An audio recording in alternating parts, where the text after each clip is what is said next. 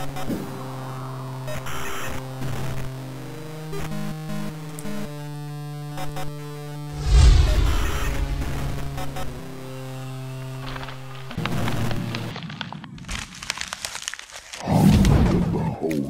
ultimate technique.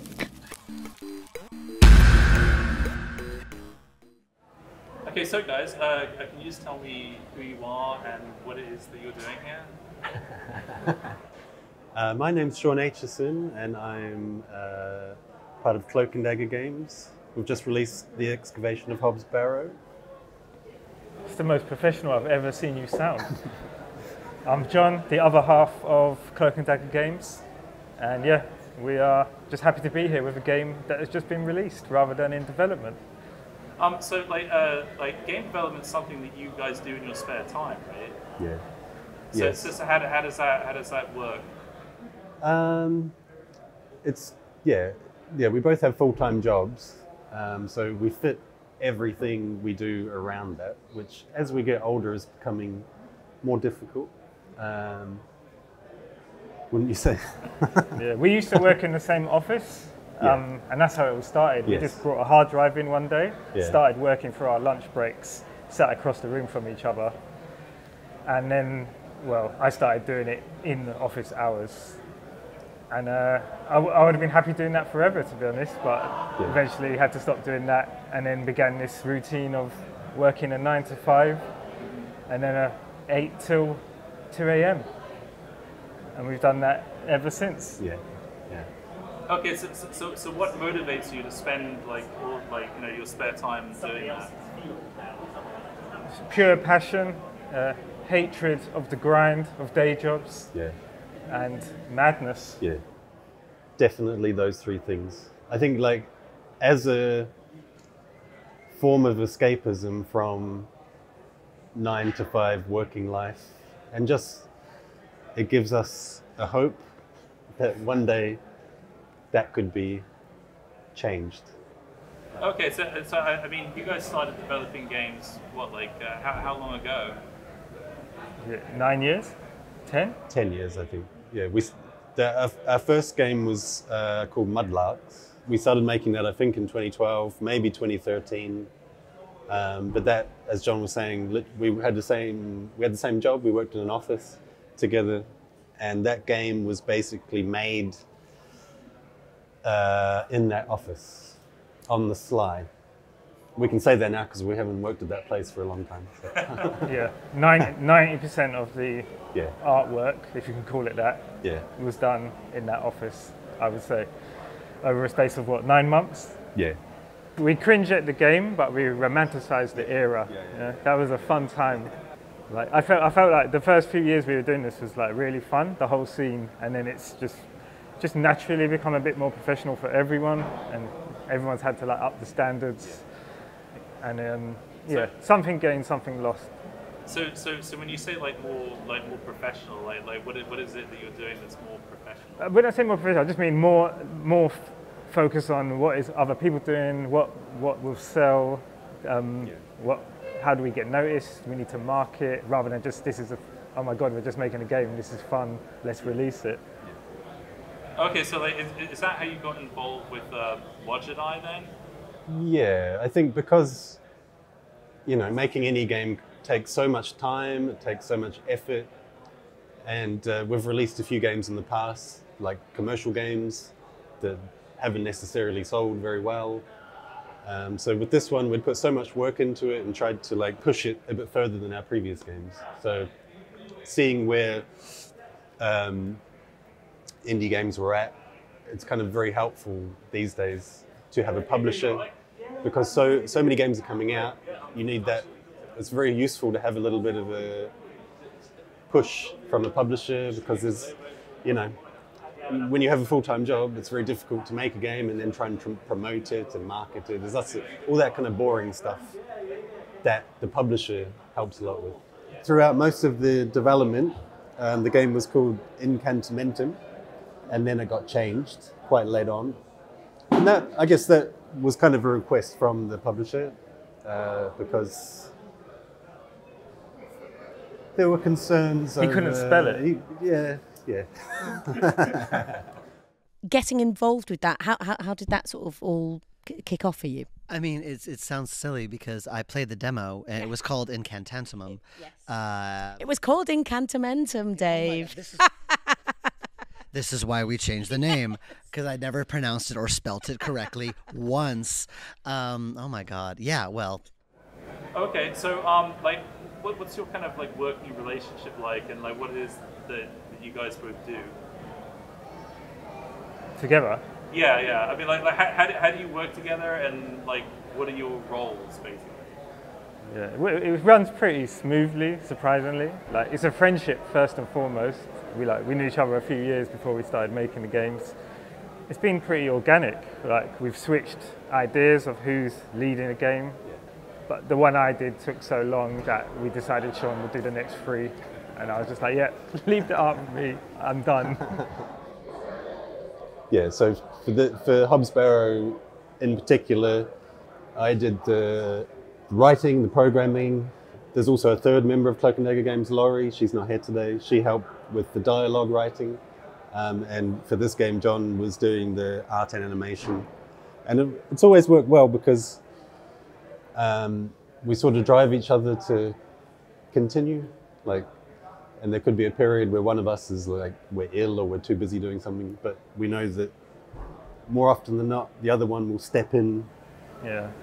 That's always worked really well. I'm always amazed at how many solo developers are in this game. I think it's just so lonely and hard to do it. And even people working together, half the time they're working from different countries remotely. They've never met. We live down the road from each other. Yeah. So like every couple of weeks, we'll just drown our sorrows over a few pints, or talk about how we'll take on the world, or talk about how we're failing in this world. So that works well for us. So like, do you come up with a lot of ideas just like over a pint at the pub then? Yeah, I come up with a lot of ideas that get shot down. Yes. And one or two might stick. But yeah, that's like, for us, that's a big part of it, is just like having fun, remembering this is a luxury to do this when it gets tough. And like Shaun said, when someone's tired and waning, rest assured, hopefully, the other person is hard at work. I would not like to take it all on myself. Too much. Don't know how they do it. So how would you describe like your style? Because like you have a kind of a very kind of dark, kind of like all your games kind of have a very kind of dark atmosphere, and there's kind of like I always feel like it's like a sinister kind of undertone to them all. Like why is that? They just always kind of end up like that. Just live dark lives. Yeah, it's just our personalities come through organically.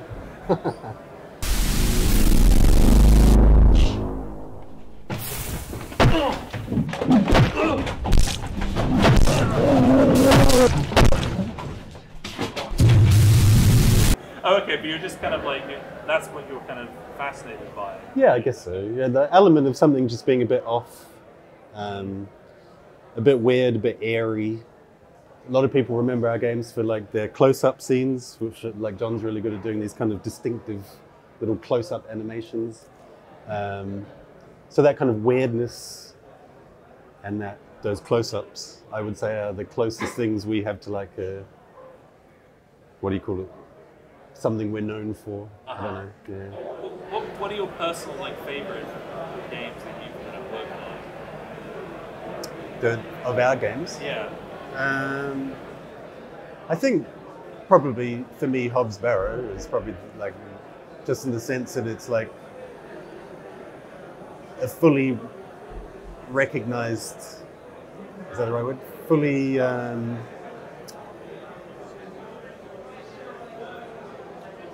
finalized vision. Fully realized vision. And it's got sort of everything. I feel we've put as much work as we can into a game, and we've done as best as we possibly can, is Hobbs Barrow. So that kind of has to be the favorite one. Yeah. I like bits of all of them in different ways. Like, I like Mudlarks because it really didn't matter what I did. It was just, here you go, in it goes. Yeah. And there's like fun in that freedom. I liked Hand because it was just outrageous to attempt that with so little experience, and it was just the first time we got a game through to completion. So that was another 3-year game. 4 years. 4 years. 4 years. I like football game just because it was open to so much interpretation. It's such a small game, but had so much like talk about it. And Sumatra I liked just because it was a graphically easy style to do. And it came at a time when I didn't have much energy. Yeah. The early games have a special place in our hearts just because we just had fun making them and they were a good distraction from life. Football game I have a good memory of because it was the one game where I felt like it was very contained and we made it in like 3 months. So that was like, in the future, you know, maybe something again like that in the future where it's sort of a contained, shorter contained absolute favourite, Terrible Old Man. 3 weeks. Yeah. And just to get that done, starting knowing that in a few weeks it's done and finished, that was definitely the most fun I ever had working the game. It was crazy, hours, but I advise anyone who's starting out, do something short like that, like do game jams and stuff like that, because you'll finish your project and it will feel really good. Yeah, especially if you've been working on your own game 4 years and you're getting a bit stale and you're like a bit over it, do a little game jam game, spend a month just out of that mindset, get a game finished. It's really helpful to motivate you to finish your current game. So now that Hobbsbarrow is out, like what are your plans like kind of going forward then? Are you gonna like what do you think you're gonna do? Well, we're hopeful that there will be. It's not confirmed, but we're hopeful that there's going to be a Switch port of Hobbsbarrow at some point, and then after that, I would like to have rest for a while. We've got plenty of ideas. He says he's not touching another game till 2023. Correct. But that's only 2 months away now. 2020, late 2023. Oh no. I didn't specify that. Yeah. Definite quiet period coming up. Yeah. We're tired. Yeah. Making like a full-length game is extremely tiring. It's a lot of work, and then even like around the release, there's a lot of work, and it's just kind of you need a break at some point. Yeah. Okay, but I mean, it was all worth it. Oh, of course. Yeah. Yes, it's amazing. Obviously, yeah. You're just speaking with sort of tired men right now. Yeah.